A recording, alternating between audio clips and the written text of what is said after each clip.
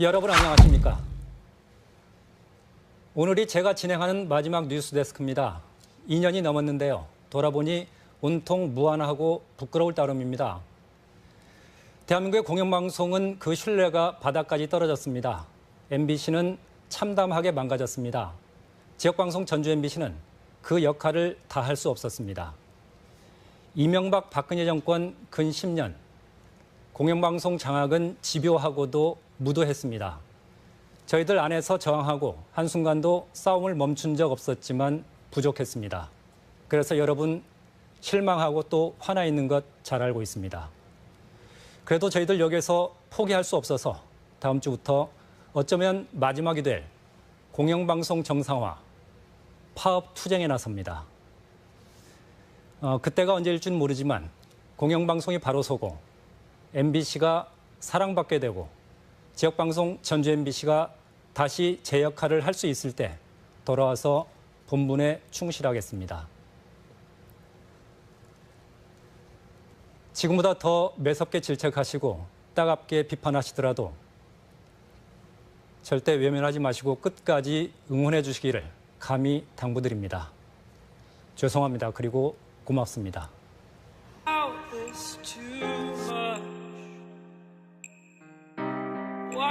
좀 그 배경을 이야기하자면, 그 과정을 이야기하자면 좀 길 수도 있는데요. 네. 결론적으로 제가 뉴스 앵커를 맡은 지, 저는 실은 기자거든요. 네네.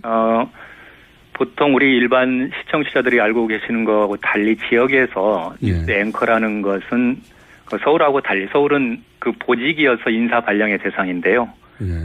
지역에서는 저는 기자이기 때문에 기자 일을 낮에는 하고 동료들이랑 퇴근하고 난 후 8시 이후에 회사에 다시 들어와서 진행하는 귀찮고 번거로운 일 정도에 해당합니다. 그걸 제가 2년하고 만 1개월을 했는데요. 보통 이 귀찮고 번거로운 일이기 때문에 한 1년 정도 되면 기자들이 진행을 할 경우에 예를 들어서요. 한 1년 정도 하면 바꾸는 일이 잦습니다. 아, 이게 가웬 일이군요, 이게. 그렇죠. 그래서 저도 한 1년 하고 바꾸기를 바랐고요. 왜냐하면 이 일을 하다 보니까 제 스스로가 좀 고립되는 것 같고 어떤 뭐 인간관계에서도 그렇고요. 취재원들과의 관계에서도 그렇고 그 시간대가 잠자기도 그렇고 저녁 먹기도 그렇고 굉장히 애매모호한 시간이어서 그렇게 됐었는데 그래서 1년 정도 지나서 저도 바꿔주기를 바랐었는데 이게 앵커가 그러면 잠깐만 정리해보자면 앵커가 고위직이나 뭐 권한이 있거나 보직이 있거나 예우가 있거나 그게 아니라 퇴근하고 나서 하게 되는 지방방송사에서는 가웬일에 해당되는 겁니까? 그렇습니다. 전혀 보직이 아니기 때문에 인사발령 대상이 아니고요. 보도 책임자가 예를 들어 보도국장이 너 오늘부터 이 일 해. 그러면 해야 되는 그렇군요. 그런 일이죠. 그러면은 오히려 뭐랄까요? 뒷방으로 물러가 혹은 뭐 취재 일선에서 물러가 이런 이야기입니까? 보통은? 저 같은 경우는 그랬습니다. 왜냐하면 제가 언론노조 MBC 본부에서 수석 부위원장으로 파견 근무를 하고 2년 한 3개월 됐었거든요. 그 일 끝나고 지역에 내려오자마자 10일 만에 이 일을 시켰거든요. 아, 노조 지부장을 끝내자마자. 그리고 다른 일을 주지 않고 오로지 이것만 맡겼기 때문에 처음에는. 아, 그렇군요. 그래서 취재 현장을 나갈 수는 없었고 오로지 이 일만 하는데 그러다 보니까 취재원과의 관계도 맺기가 확장하기가 어려운 상황이었었고 그래서 이 일에 대한 어떤 부담을 좀 많이 가지고 있었던 건 사실이죠. 승진도 역전이 됐겠군요. 당연히 그러면. 그런 부분은 좀 이렇게 내밀한 부분, 인사 부분이기 때문에 제가 개인적으로는 어떻게 말씀드릴 수는 있겠는데 하여튼 인사권자가 고백해주지 않는 하는 그 부분에 대해서는 제가 뭐라고 말씀드리기가 애매한 측면은 있습니다. 하여튼 결과적으로는 역전됐군요.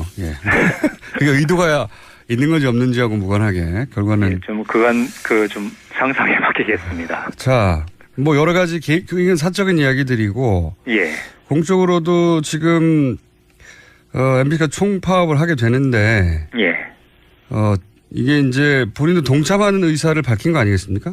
예, 그렇습니다. 근데 이게 함께 하시는 분들 뭐 다른 아나운서나 혹은 뭐 함께 일하는 방송국의 다른 분들에게 피해가 갈까봐 미리 말씀을 못 하셨을 것 같기도 한데요. 어떻습니까?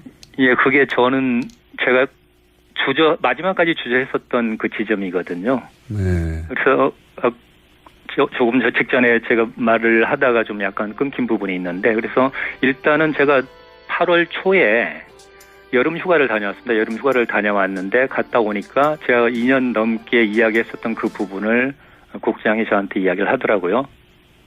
이번 가을 개편 때 예. 바꾸자. 예. 저는 정말 속으로 후련했었거든요. 그 시점에서만 하더라도 MBC 문제가 연일 현안이 되고는 있었는데 네. 파업 시점을 언제로 잡을지에 대한 것들은 결정되지 않은 그런 시점이었습니다. 네네. 저도 굉장히 부담스러운 상황이기도 했었고요. 그래서 9월 달부터는 제가 안 하는 것으로 이제 이야기는 돼 있었는데 공교롭게도 파업 시점하고 그 시점이 딱 정확하게 맞물렸습니다. 이제 그때부터 그러면은 이걸 어떻게 마무리해야 되지 하는 작은 저 혼자만의 생각은 좀 있었는데 이걸 뭐 실행에 옮기는 문제하고는 또 전혀 다른 결이 있었거든요. 근데 어느 후배 하나가 지나가면서 정말 장난스럽게 선배 멋있는 클로징 한번 해보세요 그러더라고요. 그래서 이제 그렇게 생각하는 사람들이 좀 있겠구나 생각을 했는데 실제 이게 지난주 들어와가지고 파업하고 제가 이제 마지막으로 뉴스를 진행하는 날이 다가올수록 딱 두 가지 지점이 접혔습니다. 만약 이걸 하게 됐을 경우. 왜냐하면 정말 파업이라는 게 모든 걸 걸고 하기 때문에 직장인들에게 특히 민감하고 굉장히 중요한 국면이거든요. 이렇게 했을 때 제가 클로징을 하든 오프닝을 하든 이게 파업 국면에도 어떤 형태로든 영향을 미칠 수 있겠다.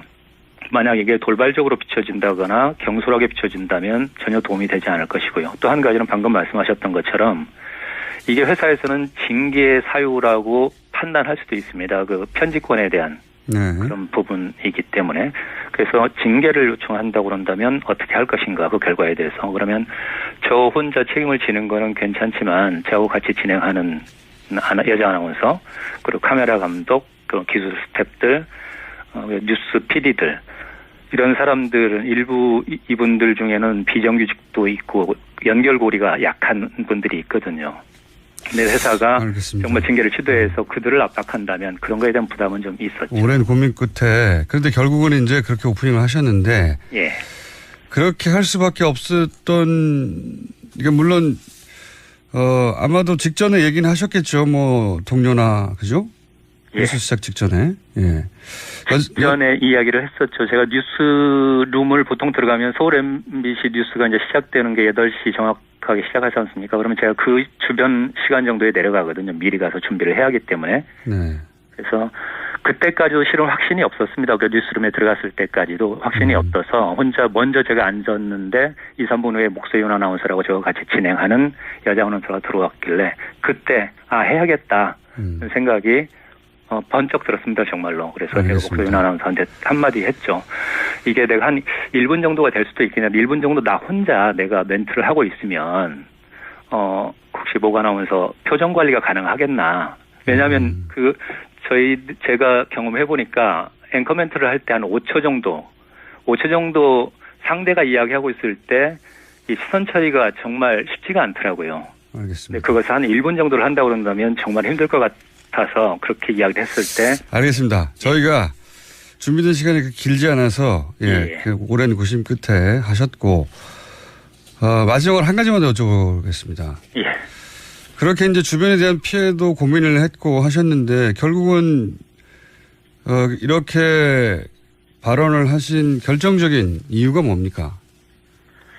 일단 제가 조합원이기 때문에 파업에 동참해야 하는 상황이었었고요. 예. 그다음에 이 파업으로 인해서 그렇지 않아도 MBC 뉴스가 망가져 있었고 신뢰를 잃은 상황이었는데 그것마저 또 파행이 되는 그 파업 국면으로 들어가기 때문에 기본적으로 이것은 시청자들한테 양해를 구해야 할 상황이었다고 생각을 했고. 왜 이런 일이 벌어졌는지도 설명하고 양해를 구해야 되는 상황이다. 그렇죠. 그런 부분에서 일단 기본적으로 우리가 그동안의 역할을 다 해오지 못했으니까 그럼에도 불구하고 이런 고민을 다시 들어가게 된 부분에 대해서는 분명히 말씀을 드리고 또 용서를 구하는 게 맞다고 생각을 했습니다. 그래서 그렇게 한 것이죠. 네.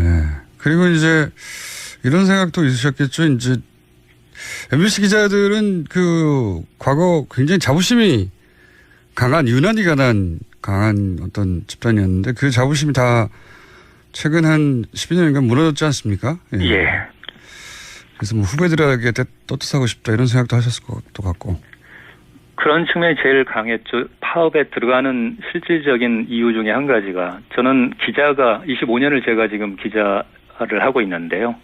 뭐 일부에서는 기자가 권력화돼 있다 내지는 특권이다 이렇게 이야기하시는 분도 있지만 결코 저는 동의하지 않고 기자는 자부심이고 자존심이라고 생각합니다. 그리고 또 그런 측면에서 본다 그러면 근데 최근에 상황이 보면 MBC 기자 같은 경우는 뭐 기레기, 기자 쓰레기라는 표현까지 들을 정도로 참담한 지경까지 와 있잖아요.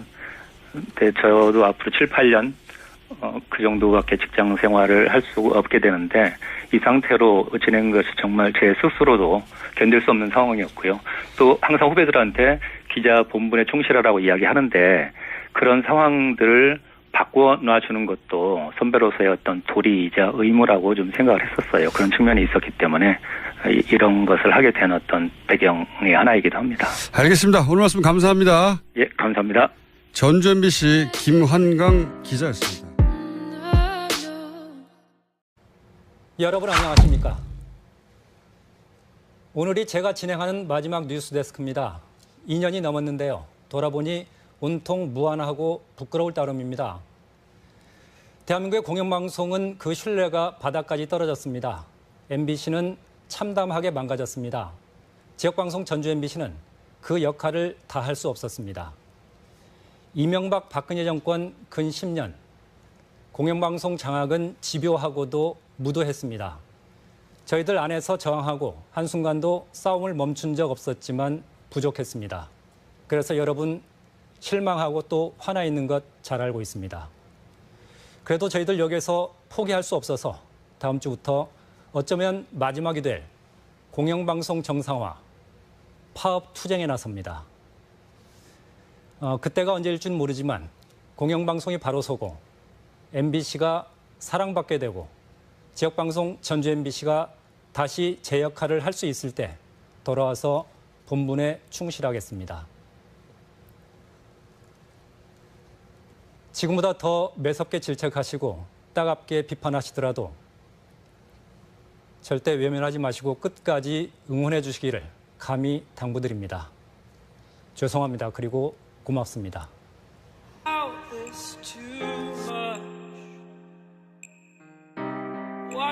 좀 그 배경을 이야기하자면 그 과정을 이야기하자면 좀 길 수도 있는데요. 네. 결론적으로 제가 뉴스 앵커를 맡은 지 저는 실은 기자거든요. 네네. 보통 우리 일반 시청자들이 알고 계시는 거하고 달리 지역에서 뉴스 앵커라는 것은 서울하고 달리 서울은 그 보직이어서 인사 발령의 대상인데요. 지역에서는 저는 기자이기 때문에 기자 일을 낮에는 하고 동료들이랑 퇴근하고 난 후 8시 이후에 회사에 다시 들어와서 진행하는 귀찮고 번거로운 일 정도에 해당합니다. 그걸 제가 2년하고 만 1개월을 했는데요. 보통 이 귀찮고 번거로운 일이기 때문에 한 1년 정도 되면 기자들이 진행을 할 경우에 예를 들어서요. 한 1년 정도 하면 이 일 해 그러면 해야 되는 그렇군요. 그런 일이죠. 그러면은 오히려 뭐랄까요? 뒷방으로 물러가 혹은 뭐 취재 일선에서 물러가 이런 이야기입니까? 보통은? 저 같은 경우는 그랬습니다. 왜냐하면 제가 언론노조 MBC 본부에서 수석 부위원장으로 파견 근무를 하고 2년 한 3개월 됐었거든요. 그 일 끝나고 지역에 내려오자마자 10일 만에 이 일을 시켰거든요. 노조 지부장을 끝내자마자. 그리고 다른 일을 주질 않고 오로지 이것만 맡겼기 때문에 처음에는. 그렇군요. 그래서 취재 현장을 나갈 수는 없었고 오로지 이 일만 하는데 그러다 보니까 취재원과의 관계도 맺기가 확장하게 바꾸는 일이 잦습니다. 이게 가외 일이군요, 이게. 그렇죠. 그래서 저도 한 1년 하고 바꾸기를 바랐고요. 왜냐하면 이 일을 하다 보니까 제 스스로가 좀 고립되는 것 같고 어떤 뭐 인간관계에서도 그렇고요. 취재원들과의 관계에서도 그렇고 그 시간대가 잠자기도 그렇고 저녁 먹기도 그렇고 굉장히 애매모호한 시간이어서 그렇게 됐었는데 그래서 1년 정도 지나서 저도 바꿔주기를 바랐었는데 이게 앵커가 그러면 잠깐만 정리해보자면 앵커가 고위직이나 뭐 권한이 있거나 보직이 있거나 예우가 있거나 그게 아니라 퇴근하고 나서 하게 되는 지방방송사에서는 가외일에 해당되는 겁니까? 그렇습니다. 그러니까 전혀 보직이 아니기 때문에 인사 발령 대상이 아니고요. 보도 책임자가 예를 들어 보도국장이 너 오늘부터